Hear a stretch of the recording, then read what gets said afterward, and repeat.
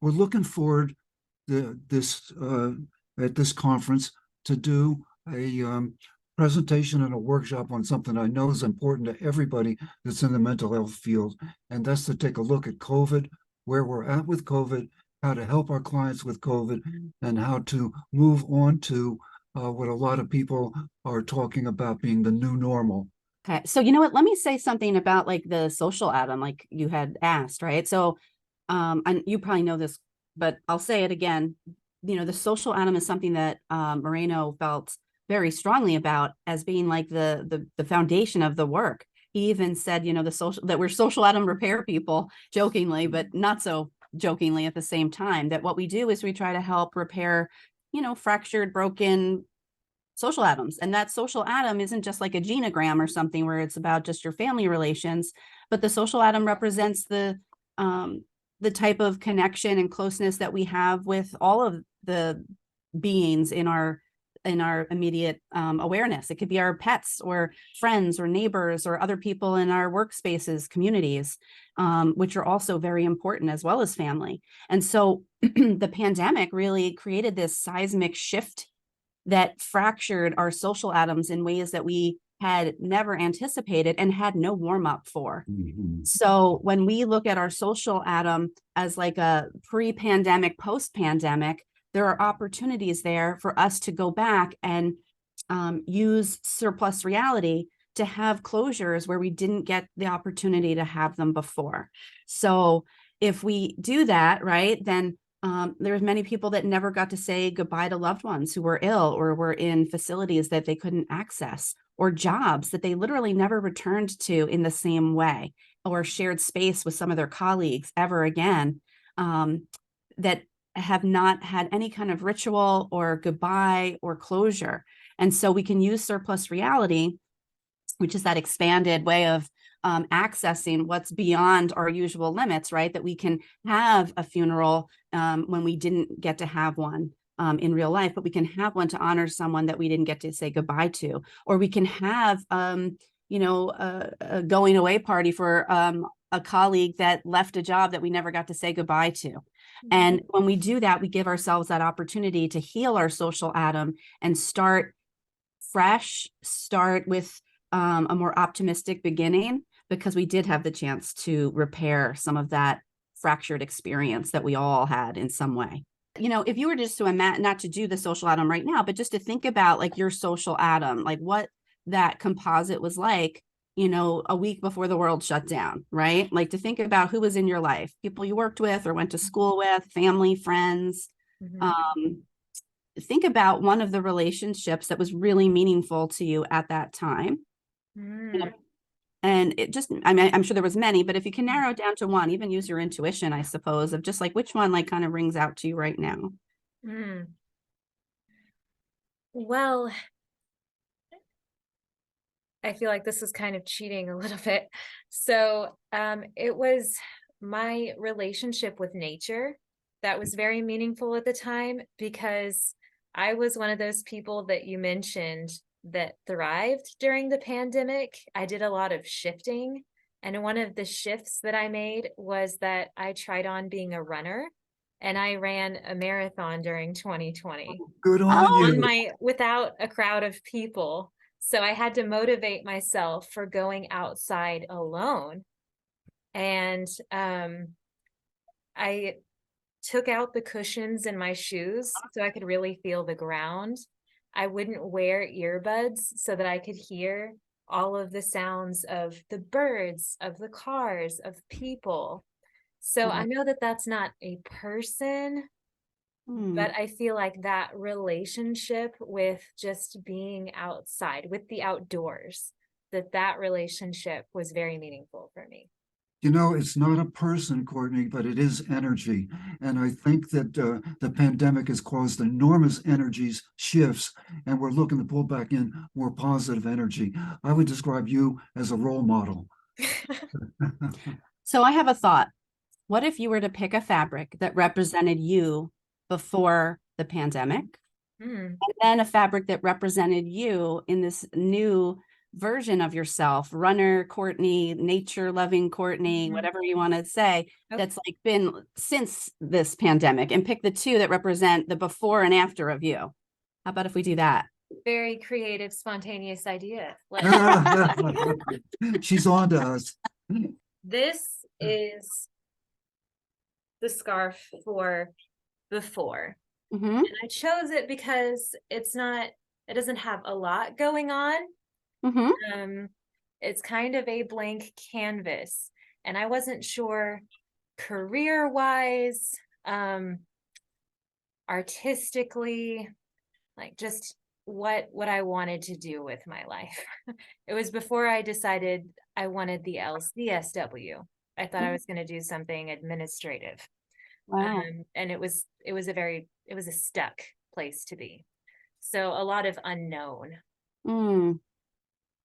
And then pandemic me, very colorful with the blues and greens and some dashes of red throughout.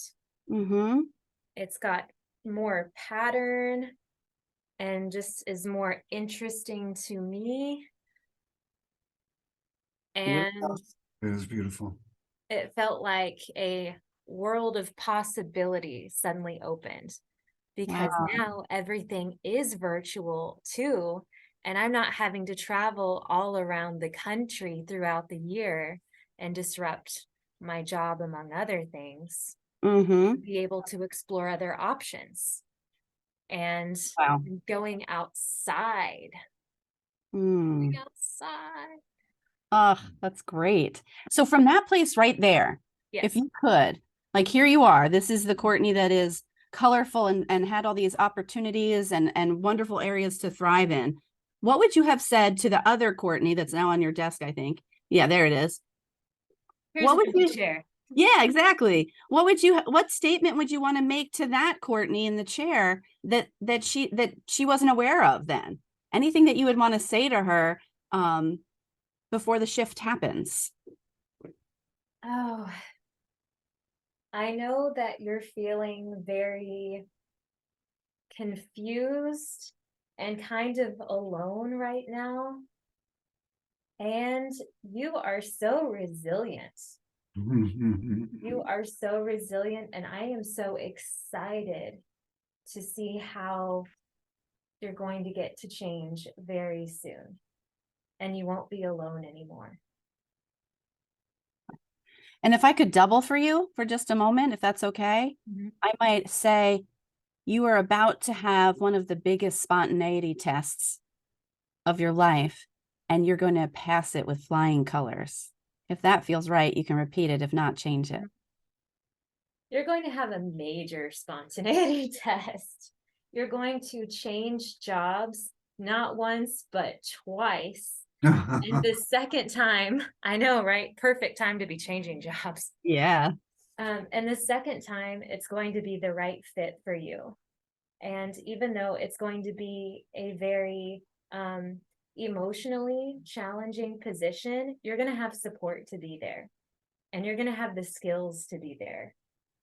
And all of this self-care that you've done for your body and for your spirit are going to help you in that place. Courtney, can I double for you now? Lots of doubling. I love it. Your spontaneity and creativity with this decision was the essence of what psychodrama is about. And it also was a gift to the field of mental health. Oh, I can't get to the field of mental health. So repeat it, change it, or correct it. Okay. Yeah. You were meant to be a psychodramatist, and you just don't know it yet. But you will soon, and it's going to be life-changing. Yay. All right. Wow. So All right. coming So- out of role, You can come out of roll. Roll. Yep. this is fun though. Okay, good. And obviously very small sample, but I think, you know, you did an important, little example of what, how powerful something like this can be, even if it is small and simple. But our social atom does have a different version of us on it when we compare the before and after. So this was really wonderful that you even thought of that and that we could use it. Thank you. But I was just thinking too, I guess what the sharing that I have is I'm just aware in this moment too, that not only is closure important, right? But that sometimes we need to celebrate the journey that we take, because sometimes we're thriving and it's wonderful, but we don't get to pause and even celebrate it. So it just felt like a celebration to see this like very small, like empty chair type of exercise of like a journey. And I think honestly, any of us that kind of made it through in some way, we used our creativity and spontaneity to survive. Like that's the secret sauce, right? Creativity and spontaneity. So if we're here, there is something to celebrate. So thanks for that reminder. And that was an awesome reminder for me too, Courtney, because I was kind of anticipating that a lot of the discussion would come up with grief and loss and things that need closure. But you brought to light there's another side of this too that we need to be reminded of. And that was a precious example. Thank you. Gosh. Thank you. Yeah, So we were talking about grief and loss and we went into celebration. But yeah, I mean, we were, but I mean, it's the other side of the coin. So and I think that we have to do those things as well to celebrate. Like there are celebrations, like there was graduations missed or, birthdays that went, there were good things too, that we could still continue to celebrate in a different way now that we have access to our community. Yes, and now people can have the opportunity to go back and redo those moments.